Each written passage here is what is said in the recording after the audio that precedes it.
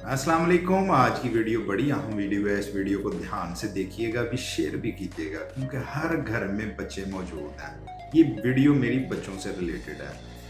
अक्सर पेरेंट्स 2 3 4 माह के बच्चे को लेकर डॉक्टर के पास पहुंचते हैं कि इसकी आंखों में खिंचाव आ गया है, इसकी आंखों में भैंगापन आ गया है।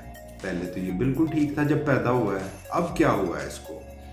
जब मुआयने के बाद पता ये चलता है कि बच्चे को उठाते वक्त केयर नहीं की गई, किसी ने बाजू से पकड़ के उसको उठाया है, उसका खिंचाव आ गया है कंधे में, वो पट्ठे का जो खिंचाव है उसकी आंख तक पहुंच गया है, जिसकी वजह से उसकी आंख का जो पट्टा है वो खिंच गया है और आंख में टेढ़ापन महसूस होना शुरू हो गया है। बच्चों को उठाते वक्त बड़ी केयर किया करें। छोटे से फूल होते हैं नन्हे मुन्ने से, छोटी सी बात पे भी मुरझा जाते हैं। नुकसान कोई नहीं इस बात का, आहिस्ता आहिस्ता उसकी मसाज की जाएगी, वो अपनी जगह पे वापस बाजुकात आ जाता है। ये जो खिंचाव, पट्टे के खिंचाव की वजह से भैंगापन आता है।